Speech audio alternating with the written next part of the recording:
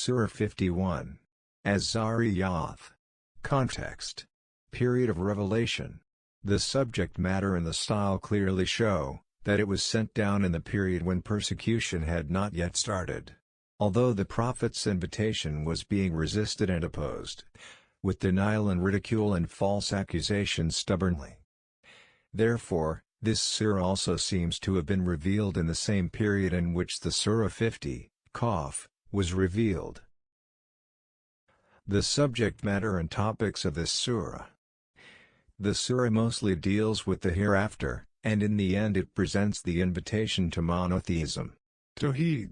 In addition, the people have also been warned that refusal to accept the message of the prophets, and persistence in the concepts and creeds of ignorance, have proved to be disastrous for those nations themselves which have adopted this attitude and way of life in the past. About the hereafter, this surah presents the people's different and conflicting beliefs about the end of human life are themselves an express proof that none of these beliefs and creeds is based on knowledge. Everyone by himself has formed an ideology on the basis of conjecture. Someone thought that there would be no life after death. Someone believed in the life after death, but in the form of the transmigration of souls. Someone believed in the life hereafter and the meting out of the rewards and punishments, but invented different sorts of props and supports to escape retribution. About a question of such vital and fundamental importance, a wrong view of which renders a man's whole life's work wrong and waste, and ruins his future forever, it would be a disastrous folly to build an ideology only on the basis of speculation and conjecture, without knowledge. It would mean that man should remain involved in a grave misunderstanding, pass his whole life in the heedlessness of error, and after death should suddenly meet with a situation for which he had made no preparation at all.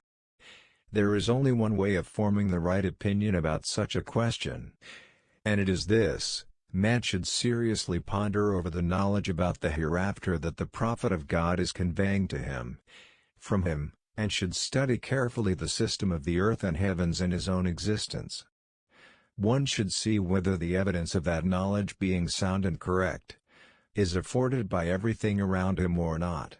In this regard, the arrangement of the wind and rain, the structure of the earth and the creatures found on it, man's own self, the creation of the heavens and of everything in the world in the form of pairs have been presented as evidence of the hereafter, and instances have been cited from human history to show that the temper of the empire of the universe requires that the law of retribution must operate here. In this very connection, it has also been stated that whenever the prophets of God have been opposed and resisted, they have not been opposed and resisted on the basis of any rational ground, but on the basis of the same obduracy and stubbornness, and false pride that is being shown against the Prophet Muhammad, and there is no other motive for it than rebellion and arrogance. Then the Prophet has been instructed not to bother about the rebels, but to go on performing his mission of invitation and admonition, for it is useful and beneficial for the believers, although it may not be so for the other people. As for the wicked people who still persist in their rebellion, they should know that their predecessors who followed the same way of life have already received their shares of the punishment, and these people's share of the punishment has been made ready for them.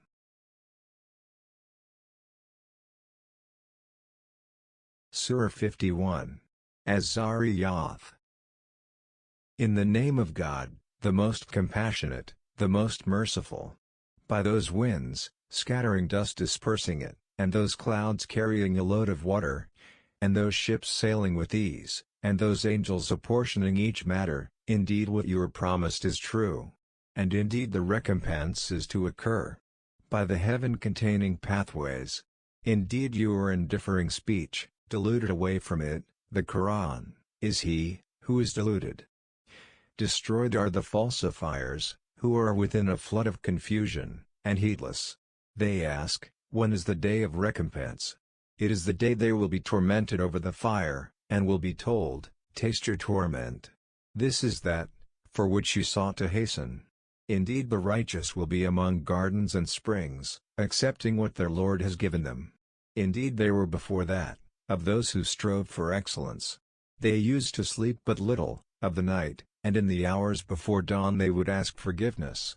And from their properties was given the right of the needy petitioner, and the deprived. And on the earth are signs for the certain in faith, and in yourselves. Then will you not see? And in the heaven is your provision, and whatever you are promised. Then by the Lord of the heaven and the earth, indeed it is truth, just as sure as it is that you are speaking. Has there reached you the story of the honored guests of Abraham? When they entered upon him, and said, "We greet you with peace." He answered, "And upon you peace, you are a people unknown." Then he went to his family and came with a fat roasted calf, and placed it near them. He said, "Will you not eat?" And he felt from them apprehension. They said, "Fear not," and gave him good tidings of a learned boy. And his wife approached with a cry of alarm, and struck her face, and said, "I am a barren old woman." They said, "Thus has said your Lord, indeed he is the wise, the knowing." Abraham said, "Then what is your business here, O messengers?" They said, "Indeed we have been sent to a people of criminals, to send down upon them stones of clay, marked in the presence of your Lord for the transgressors. So, we brought out whoever was in them, the cities, of the believers. And we found not within them, other than a single house of Muslims. And we left therein a sign for those who fear the painful punishment. And in Moses was a sign, when we sent him to Pharaoh, with clear authority. But he turned away with his supporters, and said, 'A magician or a madman.' So we took him and his soldiers and cast them into the sea, and he was blameworthy. And in Ad was a sign, when we sent against them the barren wind, it left nothing of what it came upon, but that it made it like disintegrated ruins. And in Thamud, when it was said to them, 'Enjoy yourselves for a time.' But they were insolent toward the command of their Lord, so the thunderbolt seized them while they were looking on. And they were unable to arise, nor could they defend themselves. And we destroyed the people of Noah before, indeed they were a people defiantly disobedient. And the heaven we constructed with strength, and indeed we are its expander. And the earth we have spread out, and excellent is the preparer. And of all things we created, two mates, counterparts, perhaps you will remember. So flee to God, indeed I am to you from him, a clear warner. And do not make as equal with God, another deity. Indeed I am to you from him, a clear warner. Similarly, there came not to those before them any messenger, except that they said, 'A magician or a madman.' Did they suggest it to them? Rather, they themselves are a transgressing people. So leave them, O Muhammad, for you are not to be blamed. And remind, for indeed the reminder benefits the believers. And I did not create the jinn and mankind, except to worship me. I do not want from them any provision, nor do I want them to feed me. Indeed it is God who is the continual provider, the firm possessor of strength. And indeed for those who have wronged is a portion of punishment, like the portion of their companions, predecessors, so let them not ask me to hasten. And woe to those who have disbelieved from their day which they are promised.